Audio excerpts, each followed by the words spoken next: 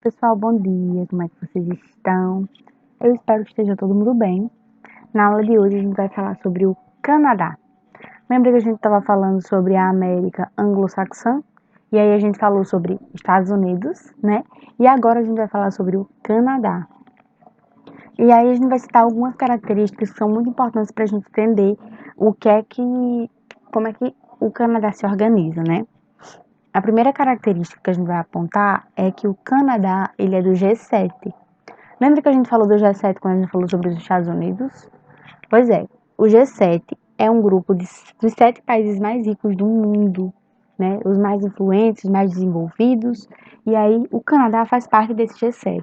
Então o que é que a gente percebe? A gente percebe que tem a América anglo-saxã, né? Que tem essa cultura, né? De os Estados Unidos e o Canadá, né? Eles têm essa cultura anglo-saxã com várias influências vindas da Europa, né? E eles dois estão dentro do G7, que são os países mais ricos e influentes do mundo. E aí a gente tem o Canadá como com um forte comércio, certo? A sua indústria, ela abastece o mundo inteiro, em vários sentidos. Apesar de o Canadá ter parceiros comerciais fixos e fortes, né? Mas o mundo inteiro consome desses produtos. Aqui eu desenhei para vocês uma bandeirinha do Canadá.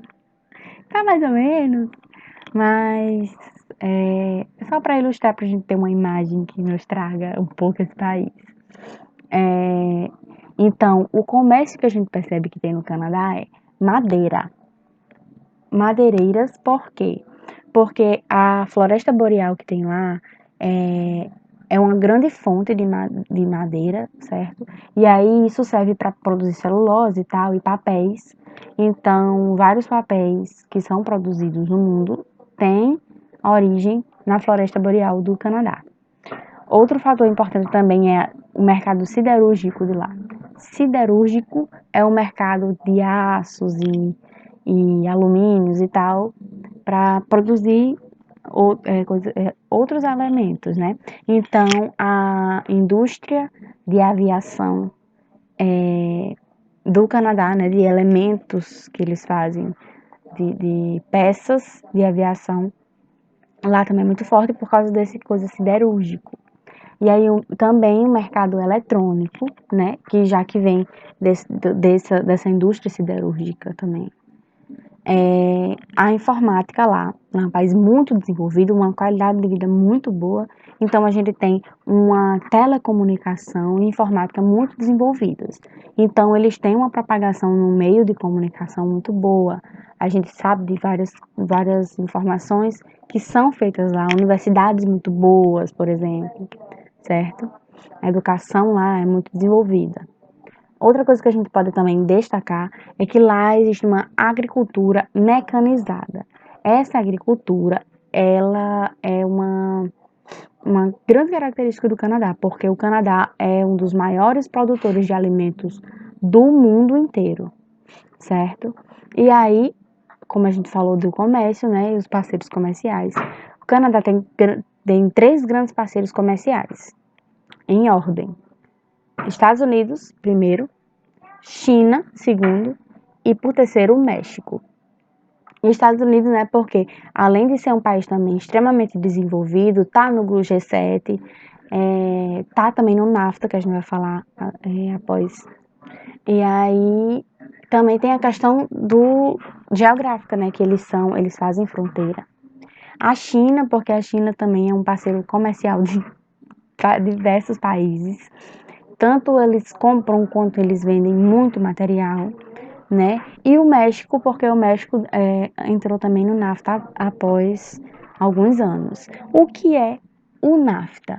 NAFTA é um grupo, uma organização internacional. Então, é um grupo que tem vários países diferentes. Mas o NAFTA é composto por Estados Unidos, Canadá e hoje o México. Então, são 3 países, certo, que compõem o NAFTA. Então, o NAFTA significa Acordo de Livre Comércio da América do Norte. Então, a América do Norte a gente tem exatamente esses 3 países, né? Só que o NAFTA começou apenas com os Estados Unidos e Canadá. O México entrou após algum tempo, mas o México está nesses acordos. Por isso que também é um grande parceiro comercial do Canadá. Então, o NAFTA, né, ele é um grupo, uma organização internacional que ela promove um comércio, tenta quebrar com barreiras alfandegárias entre os países, que é aquela questão da alfândega, de você chegar num país, você tem que passar por uma vistoria, uma investigação, né, para poder entrar e tal, etc. Então, esse bloco, ele é bem constante, porque existe um preconceito, uma xenofobia muito grande na América do Norte. Os Estados Unidos, principalmente, têm um enorme preconceito, xenofobia muito forte, tanto com o México quanto do Canadá. Isso é até uma curiosidade muito interessante. Existem vários desenhos americanos que eles tratam os canadenses como se fossem inferiores, burros e etc. Só que isso é justamente uma xenofobia muito grande, certo? O que é xenofobia? Xenofobia é você ter aversão à pessoa de outros países. Então, muitas fontes dizem que é por inveja, por ser uma competição muito forte, já que o Canadá é um país extremamente desenvolvido, tanto em comunicação, em informação, em tecnologia. E aí o Canadá e os Estados Unidos, né, eles competem muito.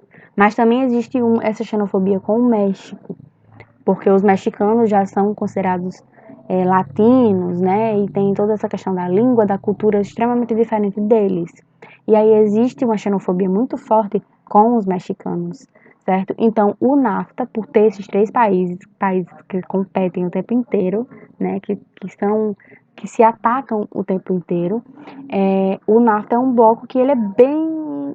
A qualquer momento ele pode acabar, né? Até mesmo a gente pôde perceber nas eleições desse ano também e de 2000 e... não lembro o ano exatamente, mas na eleição de Trump, que ele queria construir um muro para dividir os Estados Unidos do México. Então, se tem essa xenofobia tão forte assim, como é que esse bloco ele pode ser tão firme? Ele não é, né? Ele, a qualquer momento ele é frágil, mas existe esse acordo, esse comércio entre esses países, ok?